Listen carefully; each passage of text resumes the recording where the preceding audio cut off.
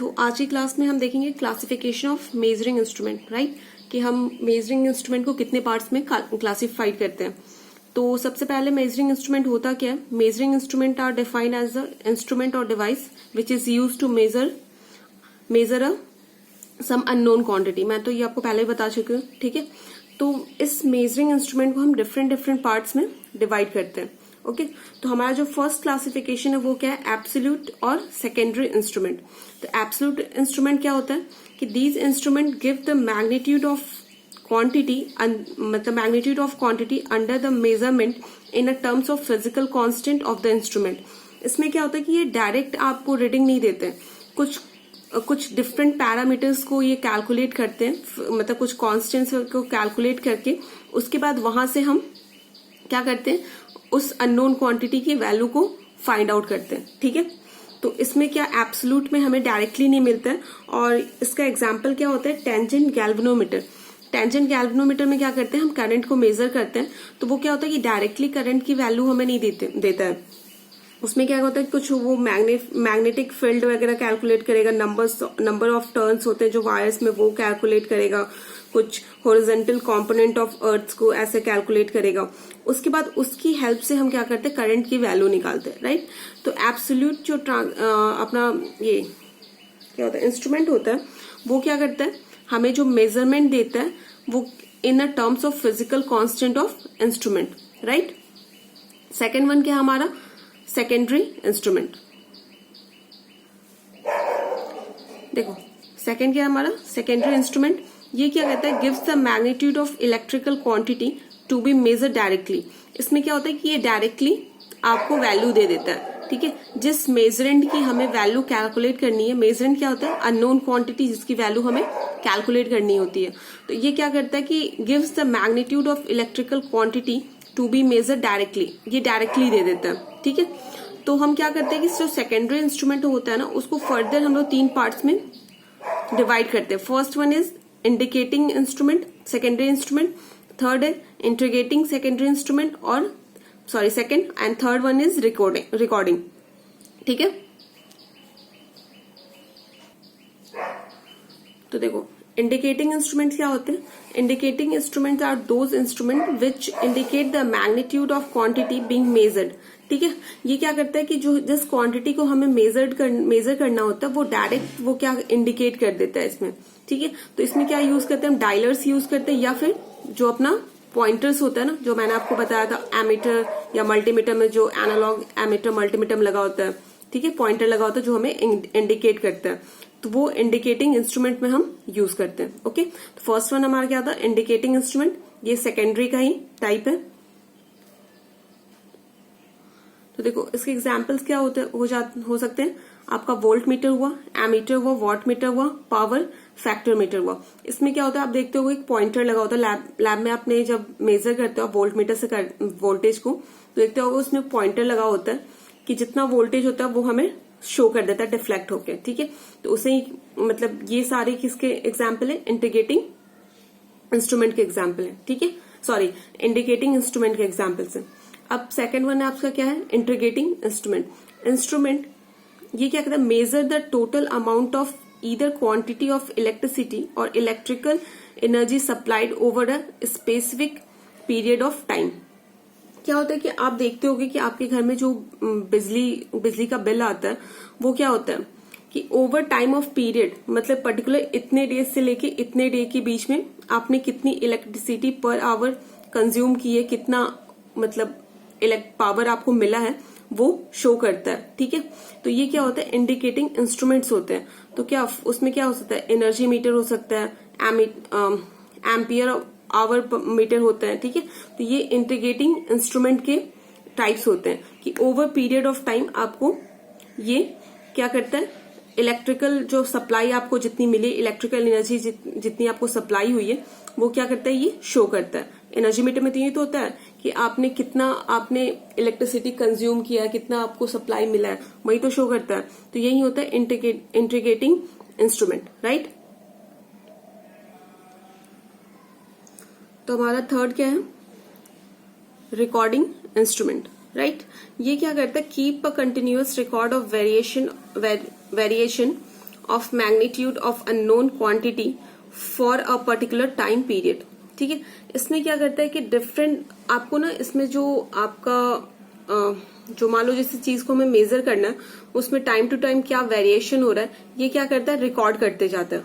जैसे अपने हॉस्पिटल वगैरह में देखा हो जो ईसीजी वगैरह होता है जिसमें आपकी हार्ट बीट ऐसे से चलती रहती है, ठीक है, वो ग्राफ पे शो करता है ना, तो उसमें क्या होता है मशीन में एक पेन होता है, ठीक है, तो वो क्या करता है कंटिन्यूअसली मतलब उस चीज को रिकॉर्ड करते रहता है। ठीक है, तो उसी को क्या कहते हैं, रिकॉर्डिंग इंस्ट्रूमेंट कहते हैं।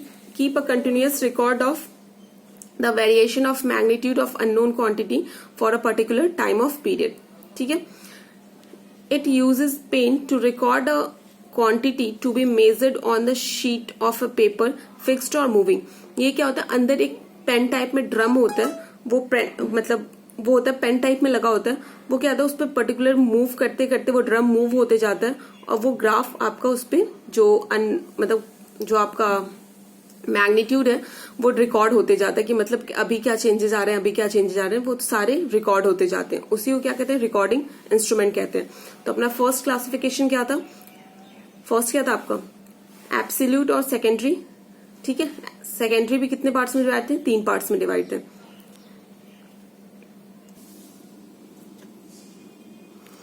सेकेंड क्या है, analogue and digital instrument, right. तो इसमें क्या होता है कि जो एनालॉग इंस्ट्रूमेंट होते हैं its provide a analogue output. ठीक है, इसमें होता है कि एनालॉग जो डिवाइस होते हैं is the one in which output or display is continuous function of time. मान लो कि हमने कुछ इनपुट दिया तो हमें आउटपुट क्या होगा, कंटिन्यूअसली मिलते जाएगा। ठीक है, over a time period of time, sorry over a time period. ठीक है, ऐसा नहीं होता कि मान लो कि यहाँ पे हमें कुछ, मान लो यहाँ पे T1 है, T2 है, T3 है, T4 है, सो ऑन। तो ये होता है कि ऐसा नहीं होता कि मतलब सिर्फ हमें T1 पे ही मिलेगा, T2 पे ही मिलेगा, T3 पे मिलेगा। ये होता है कि इन जो बीच में जो नैनो सेकेंड भी होता है ना उन सब पे हमें आउटपुट मिलते जाता है। तो उसे क्या कहते हैं, हम क्या कहते हैं, एनालॉग इंस्ट्रूमेंट कहते हैं। ठीक है, उसके बाद क्या था हमारा डिजिटल इंस्ट्रूमेंट। ठीक है, डिजिटल आउटपुट इंस्ट्रूमेंट हमारा, इसमें क्या होता है कि जो इंस्ट्रूमेंट होता है ये क्या होता है, instrument which represent the measured value in a form of digital number is known as digital instrument. ठीक है, digital instrument convert the continuous input signal into a countable output signal. हमने एनालॉग में क्या देखा था कि हमें कंटिन्यूअस आउटपुट सिग्नल मिल रहा था। ठीक है, लेकिन डिजिटल में ऐसा नहीं होता है। ये जो हम मान लो कि हमने कंटिन्यूअस इनपुट दिया लेकिन हमें आउटपुट कैसे मिलेगा, इस मान लो यहाँ पर्टिकुलर टाइम इंस्टेंट पे आउटपुट मिलेगा, आपको यहाँ पे पर्टिकुलर टाइम इंस्टेंट पे आउटपुट मिलेगा, T1 पे, T2 पे, T3 पे, मतलब ये कंटिन्यूअस आउटपुट नहीं देता हमें। ठीक है, पर्टिकुलर टाइम ऑफ पीरियड पे ये वही मतलब हमें आउटपुट देता है। तो वही लिखा हुआ है कि digital instrument converts the continuous input signal into a countable output signal. ठीक है, ये तो अनकाउंटेबल था लेकिन बट सारे इंस्टेंट के लिए ये आपको आउटपुट दे रहा था। मान लो कि नैनो सेकेंड पे भी, 1.1 माइक्रो सेकेंड पे भी, सब पे ये आपको आउटपुट दे रहा था। लेकिन इसमें ऐसा नहीं होता है, ये पर्टिकुलर टाइम ऑफ पीरियड पे आपको आउटपुट देता है। ठीक है, तो ये हमारा सेकेंड क्लासिफिकेशन हो गया, एनालॉग और डिजिटल। ठीक है, देखो थर्ड क्या है, क्लासिफिकेशन बेस्ड ऑन प्रोसेस। ठीक है, कि प्रोसेस के बेस पे हम क्लासिफाइड कैसे कर सकते हैं किसी भी इंस्ट्रूमेंट को। मान लो कि जैसे क्या हो, इसके क्लासिफिकेशन क्या क्या हो सकते हैं, मैकेनिकल इंस्ट्रूमेंट, इलेक्ट्रिकल इंस्ट्रूमेंट और इलेक्ट्रॉनिक्स इंस्ट्रूमेंट। मान लो किसी में मैकेनिकल फोर्स अप्लाई हो रहा है तो क्या हो जाएगा, वो mechanical instrument. Electrical applications use हो रहे हैं तो क्या हो जाएगा, इलेक्ट्रिकल इंस्ट्रूमेंट। और इलेक्ट्रॉनिक मतलब एप्लीकेशंस यूज हो रहे हैं तो उसे क्या कहेंगे, इलेक्ट्रॉनिक इंस्ट्रूमेंट। ठीक है, देखो मैकेनिकल इंस्ट्रूमेंट में क्या होता है, in this instrument pointer is deflected due to some mechanical process. Mechanical में क्या होता है, अपना कुछ जो पॉइंटर होता है वो क्या होता है, किसी मैकेनिकल फोर्स के थ्रू क्या होता है, वो डिफ्लेक्ट होता है। ठीक है, जब उसको कोई मैकेनिकल फोर्स लगेगा तो ही वो डिफ्लेक्ट होगा। तो इस टाइप के इंस्ट्रूमेंट को हम क्या कहते हैं, मैकेनिकल इंस्ट्रूमेंट। ठीक है, this instrument are use for stable and static condition. इसमें क्या होता है कि ये किसी मान लो कि कुछ स्टेबल और स्टैटिक कंडीशन को हमें मेजर करना हो, कि हमें मतलब कि हाँ कोई वोल्टेज मतलब कोई चीज हम बहुत ज्यादा फ्लक्चुएट नहीं हो रही है, तो अगर उस कंडीशन को हमें मेजर, स्टेबल मतलब क्या होता है कि फ्लक्चुएशन नहीं, मतलब किसी पर्टिकुलर पोजीशन पे कोई चीज रुकी हुई है, तो उससे उस क्वांटिटी को अगर मेजर करना होगा तो हम मैकेनिकल इंस्ट्रूमेंट का यूज करते हैं। ठीक है, they are unable to respond rapidly to measurements of dynamic and transient condition because having a moving part that are bulky and heavy are rigid process to high inertia। देखो मैंने आपको पहले बताया था क्या होता है कि ये सिर्फ स्टेबल और स्टैटिक कंडीशन के लिए हम यूज करते हैं। ठीक है, they are enable to respond rapidly to measure of dynamic and transient condition. हम क्या होता है कि अगर कोई भी डायनेमिक क्या होता है कि तुरंत चेंजेस होते हैं, ट्रांजिएंट भी क्या होता है कि तुरंत चेंजेस। ठीक है, अगर कुछ ऐसे डायनेमिक और ट्रांजिएंट कंडीशन आते हैं कि जहां पे फ्लक्चुएशन बहुत ज्यादा हो रहा है, तो उसमें हम मेजरमेंट नहीं कर सकते, क्योंकि क्या होता है कि जो मैकेनिकल इंस्ट्रूमेंट्स होते हैं ना उसमें बहुत ज्यादा बल्की और हैवी पार्ट्स होते हैं। ठीक है, तो उसे मूव करने में बहुत आपको हाई इनर्शिया लगता है, तो इतनी जल्दी आप इनर्शिया को चेंज नहीं कर सकते। ठीक है, तो क्या होता है कि इसमें जो हम मतलब कि ये जो मैकेनिकल इंस्ट्रूमेंट है, अगर कोई ट्रांजिएंट और डायनेमिक कंडीशंस आ जाता है जहां पे बहुत ज्यादा फ्लक्चुएशन होता है, जहां पे बहुत ज्यादा जो अपनी मेजरिंग जिसे हम मेजर करना है बहुत ज्यादा फ्लक्चुएट होती है, टाइम टू टाइम बहुत चेंज होती है, तो हम वहां पे ये चीज यूज नहीं कर सकते। ये सिर्फ किसके लिए यूज कर सकते हैं, स्टैटिक और आपको स्टेबल कंडीशन के लिए यूज कर सकते हैं। ठीक है, सेकेंड क्या था हमारा, इलेक्ट्रिकल इंस्ट्रूमेंट। ये क्या होता है, move the pointer is deflected due to the some electrical activities. इसमें जो पॉइंटर होता है कुछ इलेक्ट्रिकल एक्टिविटीज होती है, मान लो इलेक्ट्रोस्टैटिक फोर्स लगे या कुछ भी लगे, उसके कारण क्या होता है पॉइंटर्स डिफ्लेक्ट होते हैं। ठीक है, मैकेनिकल में क्या होता था, मैकेनिकल फोर्स के कारण डिफ्लेक्ट होते थे, और इलेक्ट्रिकल में क्या होता है, इलेक्ट्रिकल फोर्स के कारण कुछ एक्टिविटीज के कारण वो क्या होते हैं, डिफ्लेक्ट होते हैं। ठीक है, electrical instrument indicating the output of detector are more rapid than the mechanical method. इसमें क्या होता है, जो अपना इलेक्ट्रिकल इंस्ट्रूमेंट होता है ना, तो उसमें जो पॉइंटर्स होते हैं ना वो एज कंपेयर टू मैकेनिकल बहुत जल्दी मूव कर जाते हैं। ठीक है, मैकेनिकल फोर्स में तो हाई इनर्शिया मतलब इनर्शिया लगता है, तो टाइम लगता है चेंज करने में, लेकिन इलेक्ट्रिकल में क्या होता है उससे ज्यादा ये मतलब ठीक होते हैं, तुरंत मतलब इनका डिफ्लेक्शन क्या होता है ज्यादा रैपिड होता है as compare to mechanical method. ठीक है,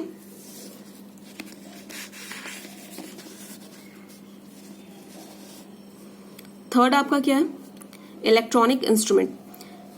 इलेक्ट्रॉनिक इंस्ट्रूमेंट में क्या होता है, जो पॉइंटर्स होता है ना वो क्यों डिफ्लेक्ट करते हैं, इलेक्ट्रॉन्स के मूव के कारण। ठीक है, क्योंकि मैंने आपको पहले बताया था अगर मैकेनिकल होगा तो कुछ मैकेनिकल मतलब फोर्स लगेगा, इलेक्ट्रिकल होगा तो इलेक्ट्रिकल, इलेक्ट्रॉनिक्स होगा तो इलेक्ट्रॉनिक्स। ठीक है, तो ये क्या होता है कि in electronic instrument pointer is deflected due to movement of electrons. इसमें क्या होता है कि जो अपने पॉइंटर्स मूव करते हैं ना वो इलेक्ट्रॉन्स के कारण इलेक्ट्रॉन्स के कारण वो मूव करते हैं।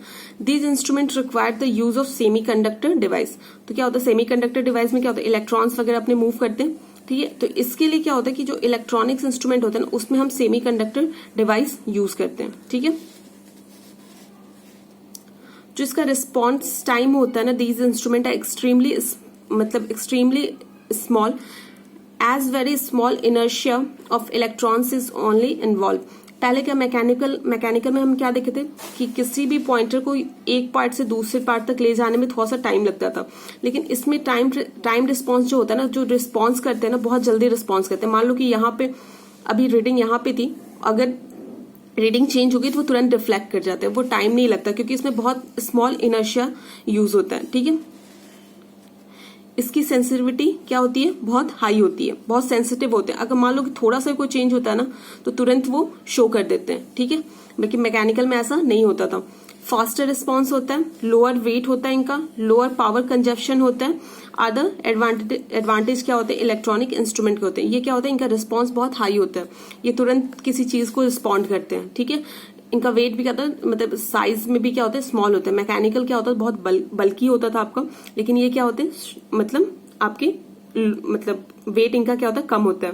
लोअर पावर कंजप्शन होता है, are the advantage of electronic instrument. ठीक है, यहां तक तो हमने 3 मेजरमेंट पढ़े, मतलब 3 क्लासिफिकेशन पढ़े, और फर्दर जो हमारा क्लासिफिकेशन बचा हुआ है वो सेकंड पार्ट में देखेंगे। ठीक है।